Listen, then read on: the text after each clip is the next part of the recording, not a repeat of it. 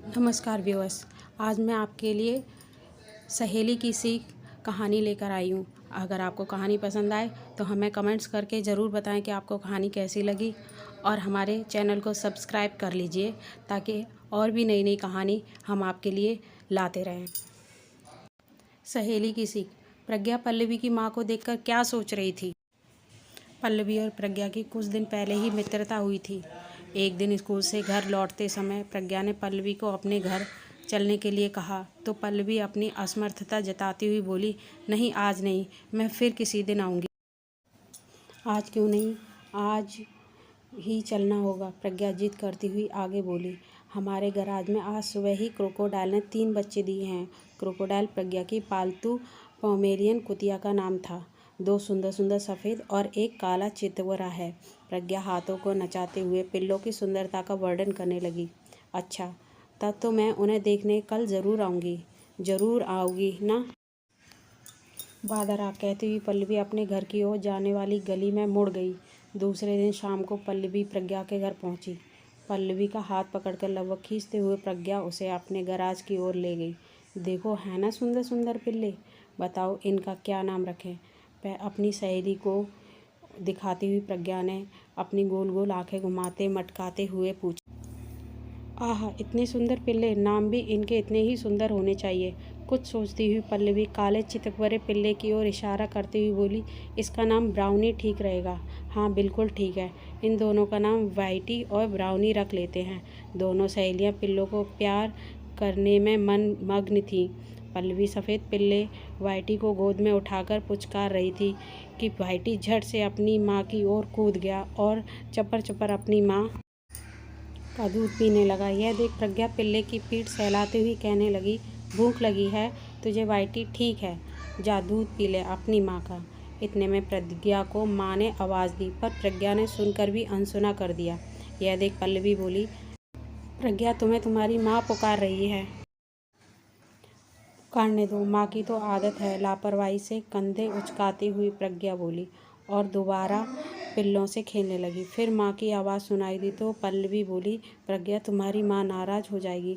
होने दो, मुझे कोई फ़र्क नहीं पड़ता, माँ तो हर बात पर नाराज़ होती है। प्रज्ञा की यह हरकत पल्लवी को बिल्कुल अच्छी नहीं लगी। अच्छा, अब मैं चलती हूँ, कहते हुए पल्लवी उठ खड़ी हुई। रुको ना, हम थोड़ी देर और पिल्लों से खेलेंगे। नहीं नहीं, मेरी माँ मेरा इंतज़ार कर रही होगी, कहते हुए पल्लवी फाटक खोलकर बाहर निकल गई।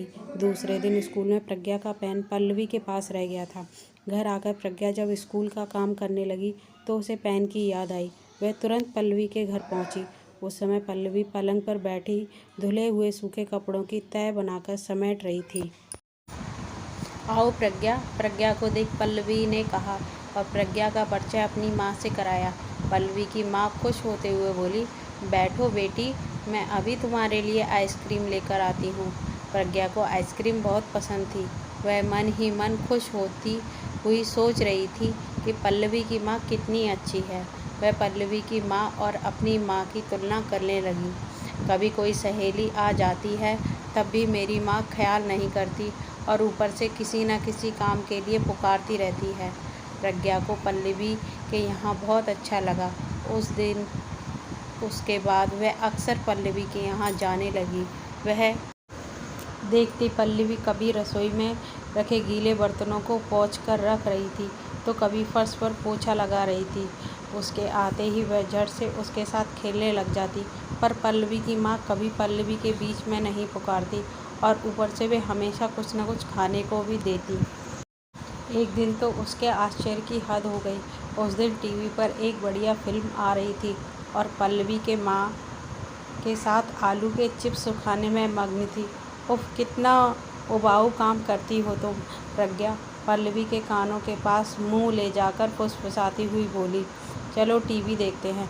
नहीं, अभी बहुत चिप्स बाकी हैं, जाओ तुम देखो। चलो ना, छोड़ो, यह काम तो माँ कर ही लेगी। माँ अकेली क्या क्या करे, थक जाती है। फिर भी ये सब बनाती भी तो हमारे लिए हैं, पल्लवी चिप्स सुखाती हुई बोली। बेबस होकर प्रज्ञा भी पल्लवी के साथ चिप्स सुखाने लगी। दोनों के इकट्ठे काम करने से काम जल्दी खत्म हो गया। पल्लवी की माँ दोनों को अंदर बैठक में बिठाती हुई बोली, क्या खाओगी बेटी? माँ, बड़ी ज़ोर से भूख लगी है, पल्लवी ने कहा। तो उसकी माँ उसके सिर पर स्नेह से हाथ फेरती व पुचकारती हुई बोली, मैं अभी तुम्हारे लिए बिस्कुट व नमकीन लाती हूँ। प्रज्ञा को उदास देख पल्लवी ने पूछा, बुरा मान गई? नहीं, गर्दन हिलाते हुए प्रज्ञा बोली, तुम्हारी माँ बहुत अच्छी है। प्रज्ञा कुछ नहीं बोली, वह उदास सी चुपचाप बैठी रही। बिस्कुट खाते समय भी वह बहुत गंभीर रही। अपने घर लौटते समय वह मन ही मन सोच रही थी कि मेरी माँ तो बहुत चिड़चिड़ी है, जरा सा भी बात पर डांटने लगती है, और पल्लवी की माँ उस पर कितना ख्याल रखती है। यह सोचकर प्रज्ञा बहुत दुखी हो गई। ऐसा लग रहा था जैसे अभी उसकी रुलाई फूट पड़ेगी। घर पहुंचते ही प्रज्ञा से उसकी माँ ने कहा, देखो प्रज्ञा, कल स्कूल से आकर तुमने अपनी स्कूल ड्रेस भी धोने के लिए नहीं रखी, यहाँ तक कि तुम्हारा बस्ता भी अभी तक डाइनिंग टेबल की कुर्सी पर पड़ा है। प्रज्ञा की माँ प्रज्ञा से और भी बहुत बुझे बुझे कदमों से अपना बस्ता उठाकर अपने कमरे में चली गई। क्या खाओगी बेटी? पल्लवी की माँ आवाज़ उसके कानों में बार बार गूंज रही थी। वह दुखी मन से वहीं पलंग पर भूखी ही लेट गई। शाम को जब पल्लवी पिल्लों के साथ खेलने के लिए प्रज्ञा के घर पहुंची तो प्रज्ञा को उदास पाया। क्या बात है प्रज्ञा, आज तुम सुबह से ही उदास हो? प्रज्ञा कुछ नहीं बोली। बताओ ना, क्या बात हुई? क्या मुझसे नाराज़ हो? नहीं, सबकी माएँ अपने बच्चों को प्यार करती हैं, एक मेरी माँ है जो बस हर समय डांटती ही रहती है। प्रज्ञा के मुंह से यह बात सुनकर आश्चर्यचकित पल्लवी बोली, कैसी बातें करती हो प्रज्ञा? तुम्हारी माँ तो इतनी बड़ी लेखिका है, तुम्हें तो अपनी माँ पर गर्व होना चाहिए। होगी बड़ी लेखिका, मुँह बिचकाते हुए प्रज्ञा बोली। बात बात पर डांटना, ऐसा क्यों कर दिया, वह क्यों रख दिया, यह नहीं किया, वह नहीं किया, कहते कहते प्रज्ञा की बड़ी बड़ी आंखों से आंसू छलछला आए।